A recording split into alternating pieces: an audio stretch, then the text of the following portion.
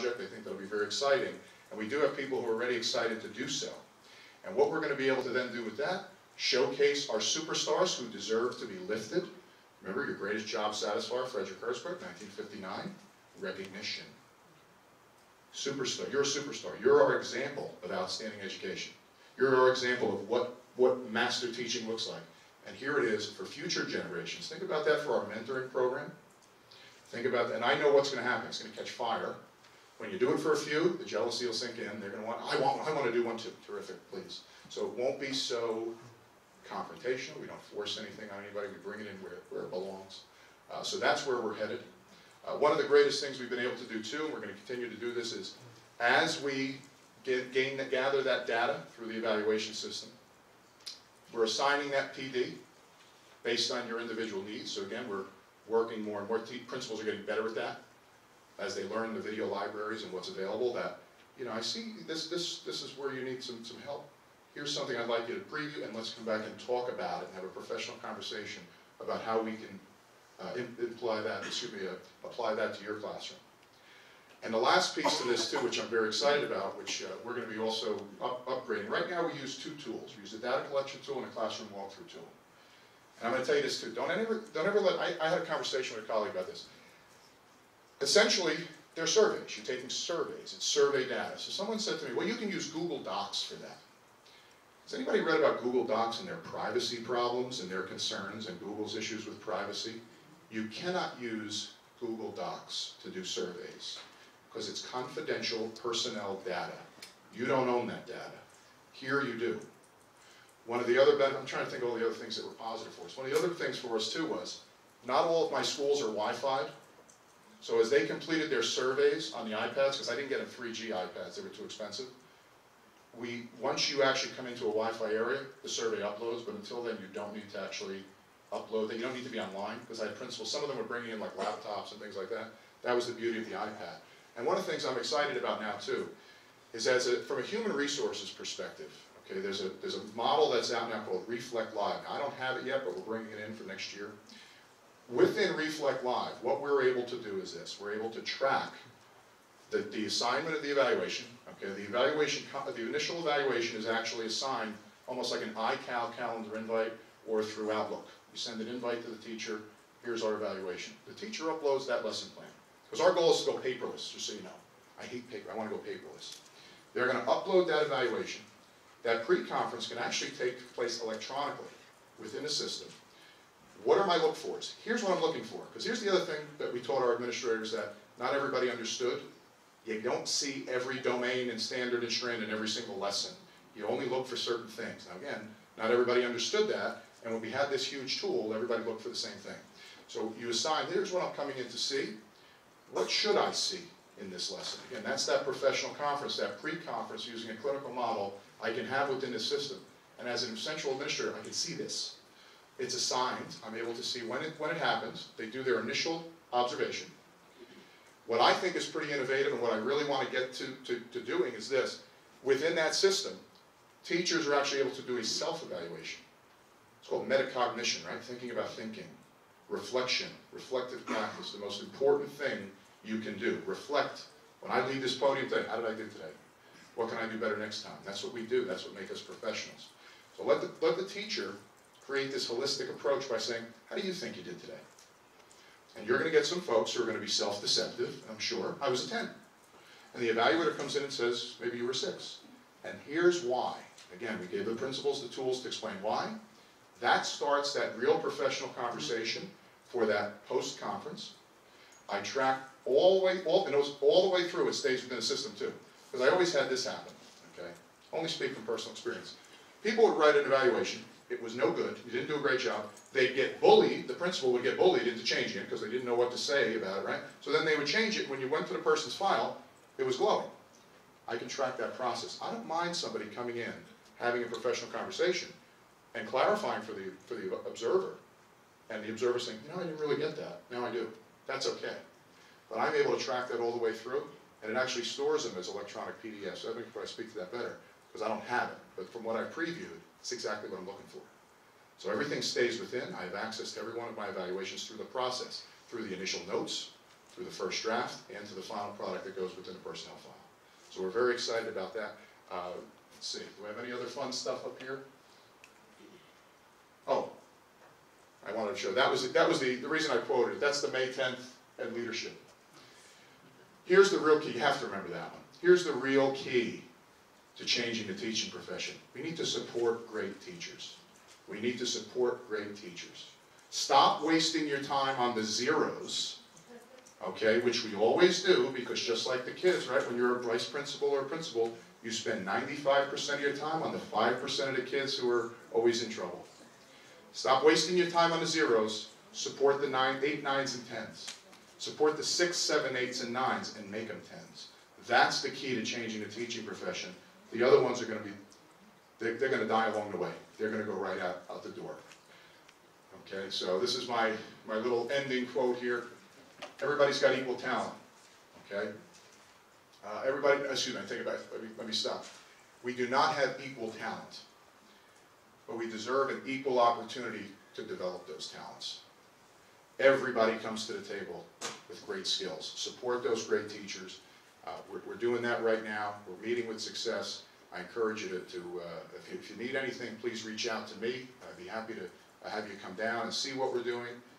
I'd love to share in your success. Follow me on Twitter. I'll follow you right back. I love to share things. And I thank you so much for your time today, and I look forward to this meeting.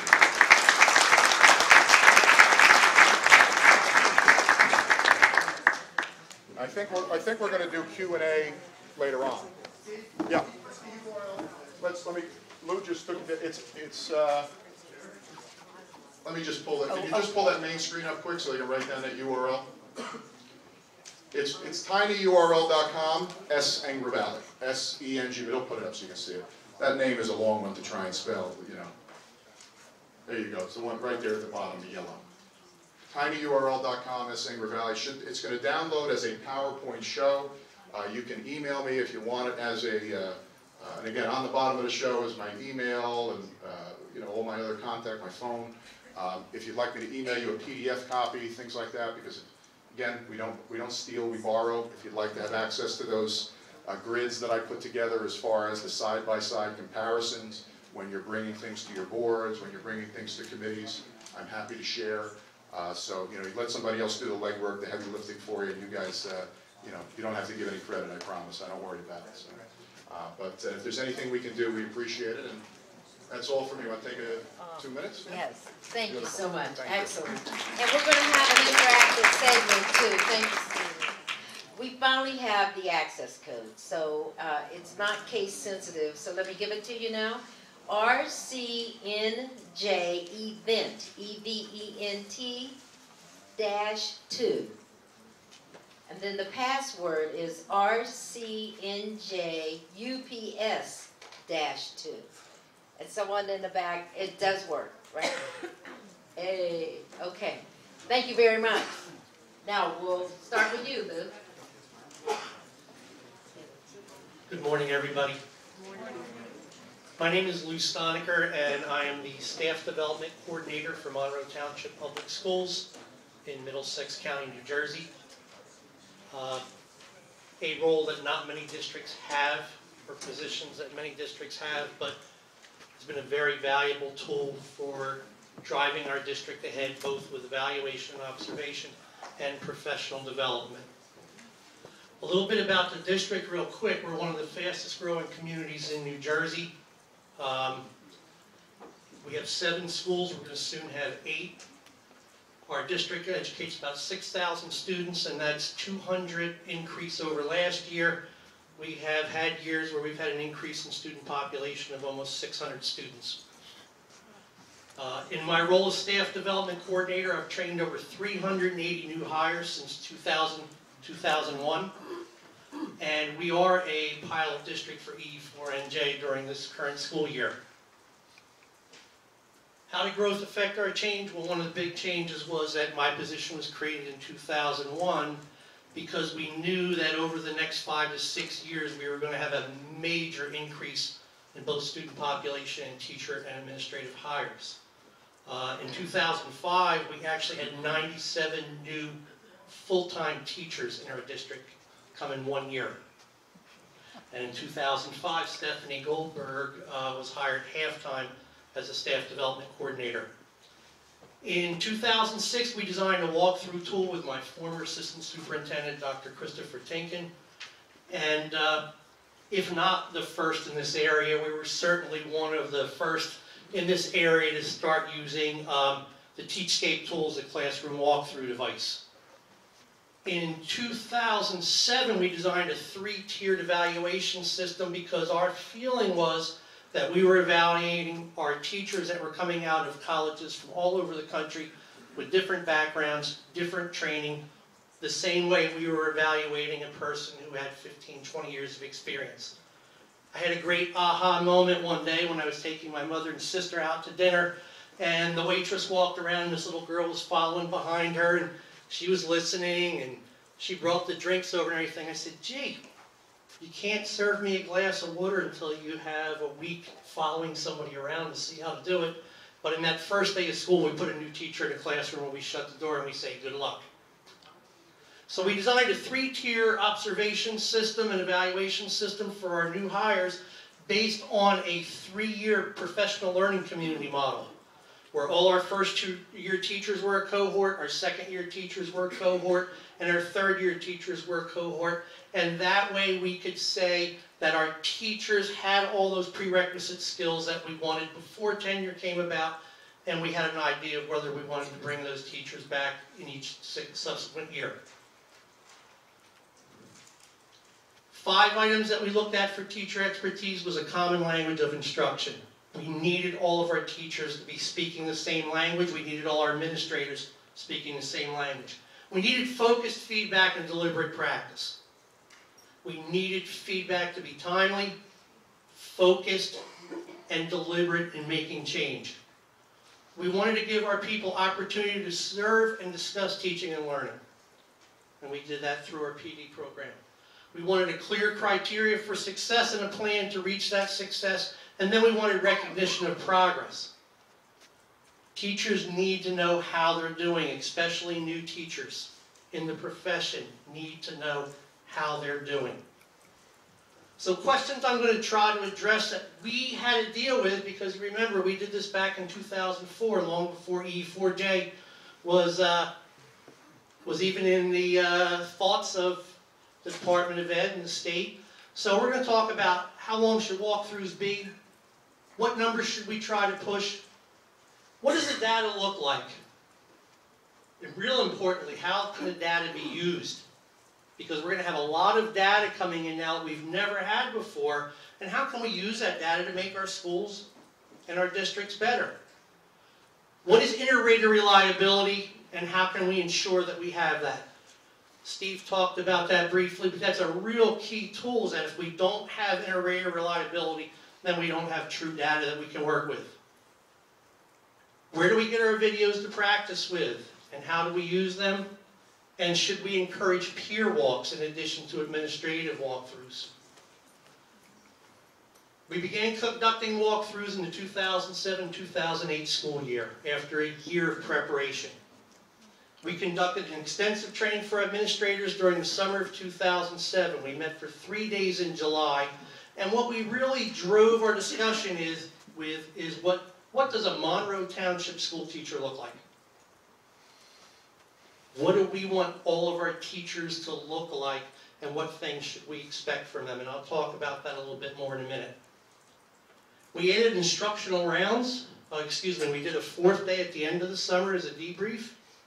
We did instructional rounds beginning the 2010-2011 school year based on clinical rounds, where administrators worked and moved as groups and evaluated what was going on in the classroom, then sat down and had discussion. This was another way to ensure our inter-rater reliability was improved, and it also led to a lot of pure discussion about what was going on in our classrooms. We currently have 5 district and 2 school-based tools active, obviously with E4NJ. That may change, but the tools we're currently using is a generic classroom walkthrough tool. We have a tool for AVID. We run AVID in our middle and high schools. So we have a tool designed specifically that we designed using the Teachscape tool. a tool to look at what is happening in our Avid classrooms. We have an observational rounds tool, which is different than our walkthrough tool. This year we brought iPads to all our students in our high school, almost 2,000 iPads, and we wanted to see how iPads were being used to affect instruction and prepare students for 21st century learners. So we did an iPad initiative walkthrough. We have a differentiated instruction walkthrough tool, and then the nice thing about this tool is we were also to create tools to meet specific needs for specific buildings. So in Brookside School this year they have a writer's workshop walkthrough tool where our elementary principal and vice principal are going through and looking how writer's workshops being implemented. We've done extensive training over the last 3 years, and we want to see where we're at. And then in the high school we have a UBD walkthrough tool because we've been using Understanding by Design as a model to drive instruction in our high school. Again, preparing our students for 21st century learning. Okay. Administrators were trained 3 days of July, as I said. What we did is we spent a lot of time hashing out what all the different things we were going to look for would look like and came to agreement on what it would be. It's very easy to say, let's go in and make sure all our teachers are doing the anticipatory set. But if we don't agree on what that anticipatory set looks like, and what our expectations are, and our teachers don't know what those expectations are, then we are not going to have effective evaluation, and it's not going to be pure, and it's not going to be considered a coaching tool, it's going to be considered a gotcha. So we spent days with chart paper and post-it notes and markers and scissors and everything we had in our portfolio of tools and said, let's really hash out what we want our teachers to look like. And we came to an agreement on what those different tools look like through a lot of training. On day 3, we spent time on using the electronic tool because we wanted data that was easily received, easily pulled, easily separated, sorted, used by building, used by district, used by years of experience, all those different things.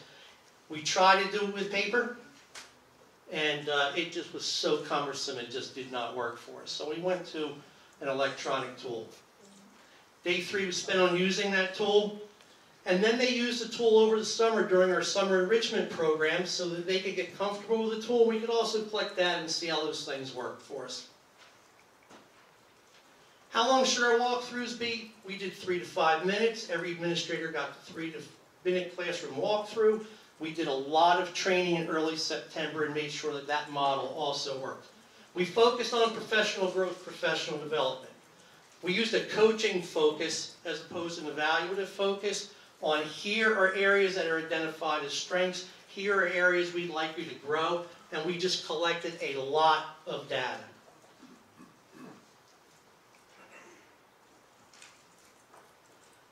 We asked our administrators to start to just do 5 a month, which means they could do it in one class period or one block, or high school, middle school, or on a block schedule.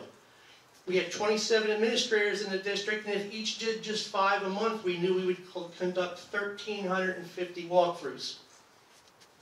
One of the big complaints we had in our district, as many districts has, is our administration was told they were not visible enough in the building. The first year we conducted over 4,000 walkthroughs. So we had a lot of data that we could sort through. What does the data look like? I just did this last week. This is data I did using the UBD model in the high school. I took 57 classrooms that I did over a 2-day period and just used, and the tools obviously has about 17 questions to it if I'm not mistaken, and I just used the one. In this class, the work students are doing is connected to big and important ideas in the subject area based on UBD. The thing that I love about this tool is this is our data. It's not data that somebody did in another state or in another country. This is our data, and all the data that we do is shared with all of our faculty.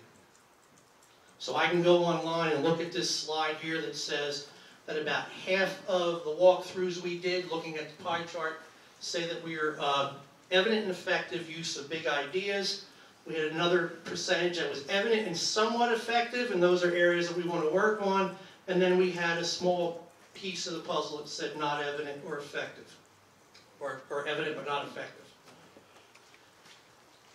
This is some data I did a couple weeks ago on the use of the iPad, and again, gives us data that we can share with our faculty quickly and easily.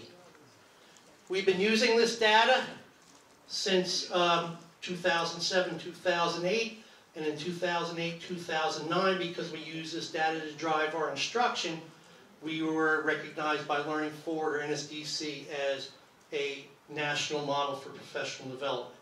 It didn't happen by accident, it happened by knowing what our needs were and what our goals were, and having data to support what we were asking our teachers to do. How can we use the data? It helped us decide the focus of school and district goals for the coming year. I mean, evaluations are wonderful, and we're going to be doing those things, but if we look at it just as an evaluative tool, I think we're missing the boat on what it can really do for us. So we used it to make decisions about our district goals and our school goals. We used it to put together our year-long professional development program. Steve mentioned about how professional development has to be sustained, ongoing. It can't be what I call drive-by professional development, where we get somebody to come in, they shoot some bullets at our teachers and hope somebody gets hit. But in most cases, the day ends, they go home, and PD pretty much stopped there. Our professional development, we have 3 full days and 4 half days, which gives our teachers about 21 hours per year. And their professional development is focused on one topic per year. We use a differentiated model based off their needs. They get to choose a year-long study to work on, and they focus on that for that 21 hours. Time also was put in to use the information right away. So in the afternoon, all our trainings are job embedded. So they work on what they learned in the morning in their lesson plans in the afternoon. It used to focus our 1- and 2-day mini courses, because if you're doing year-long PD, you still want some other opportunities. About 98% of our professional development is either done in-house or online. Our professional development budget's been reduced 3 consecutive years, and with that, we found we could get more bang for our buck by bringing things at home. And I have teacher leaders that work with me that we get trained to have an expertise in subject areas, and they bring it back and they turnkey it for our staff. We use it to present data during our classes, during new teacher roundtables. As I told you, we have a lot of new teachers. I have a new animal this year. I have maternity leave teachers. We only had 29 new hires this year, the smallest I've had since 2000. We are now up to 46. Because I have 17 maternity leaves, and I just looked at our board report, and I have 3 more going out next month. And we want to get them on board right away, because everybody has those new teacher orientations, but what about that teacher that's hired in October, November, December, January? I don't know about you, but I started 2 of my jobs in the middle of the year, and the hardest thing to do is take over in the middle of the year, and we're not supporting those people if we don't do the types of things that we're doing in our district right now. We use it during administrative meetings to talk about what we see and what we don't see in our buildings. And we use it for our district and school professional development plans. So inter-rater reliability is simply defined as to what extent the data collected is consistent and is using the proper data so that we have data that's true, usable, and has what we call an inter-rater reliability. I'm not going to talk to you about how to get CAPA scores, but if you go online and just type in CAPA score, it'll tell you how to come up with that model. CAPA scores say that if we get 0.7 or higher, your inter-rater reliability is considered to be satisfactory. If you're making a decision on an individual teacher, what they call high-stakes CAPA scores, a lot of the research says you should be at 0.85 or higher.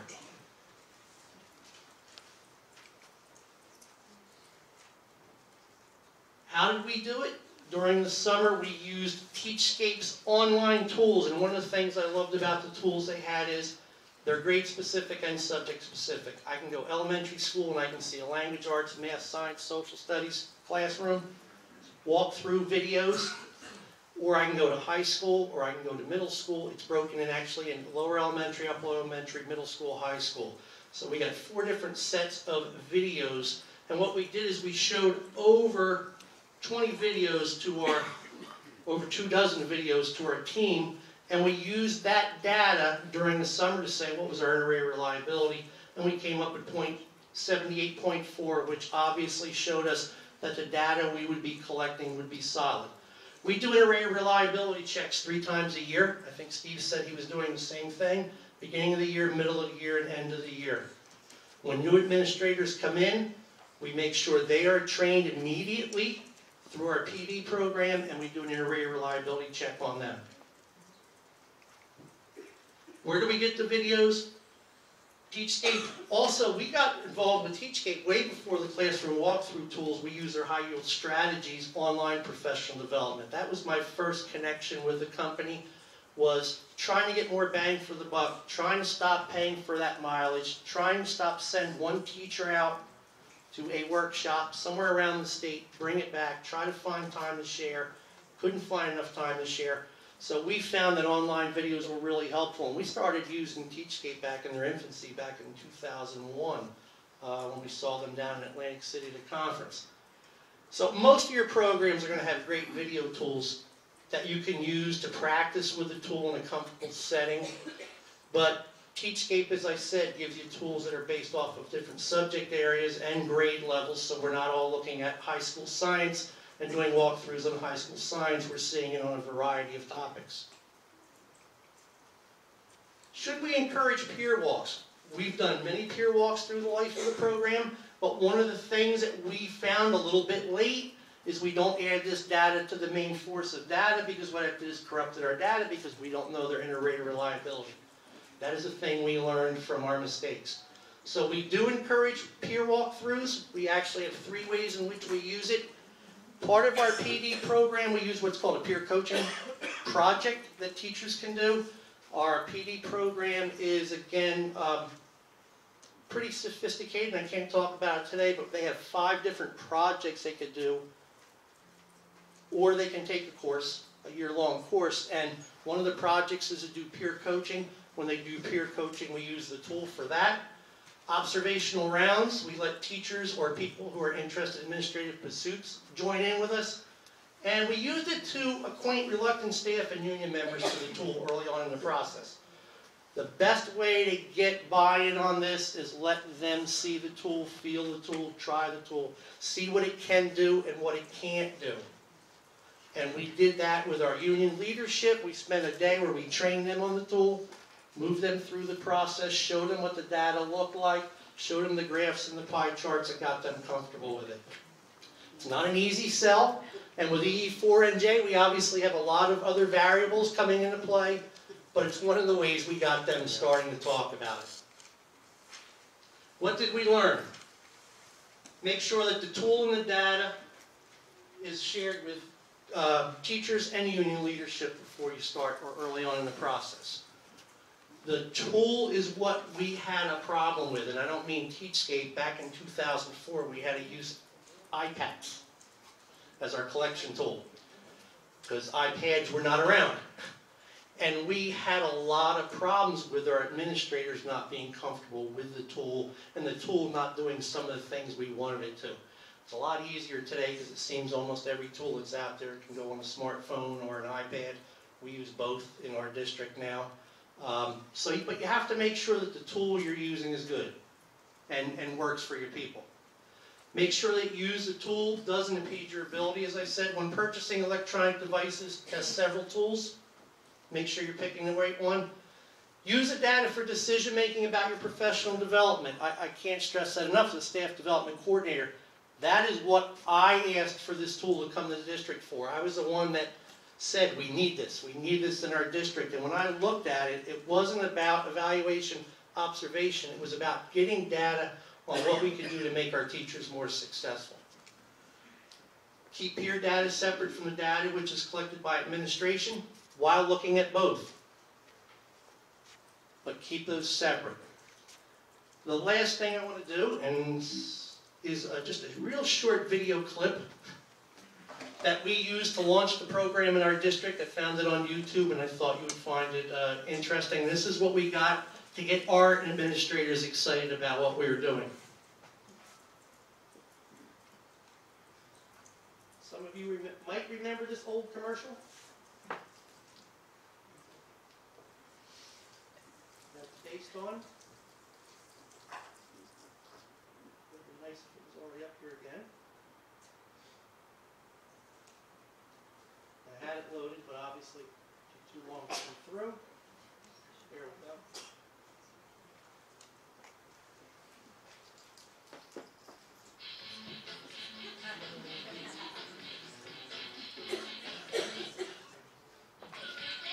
What's going on? We don't know how many walkthroughs we've done this week.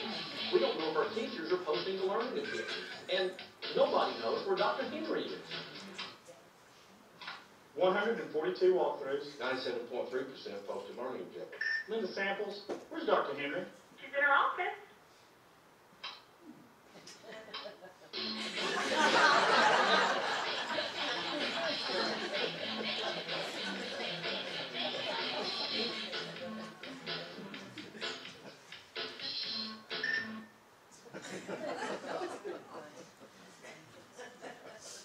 It was a great way to use a little humor to get our people excited about the initiative. We don't do those dances in our building yet, but we are getting closer. I can tell you, as 6 years in the program now, the number of walkthroughs we do each year vary, but you can see we now have 7 tools that have been created. We started with 1, and the data we are collecting is pure, it's rich, and teachers appreciate the fact that our PD has moved to meeting their needs, not what we thought might be their needs. So thank you for your attention, and I'll be around today to answer any questions.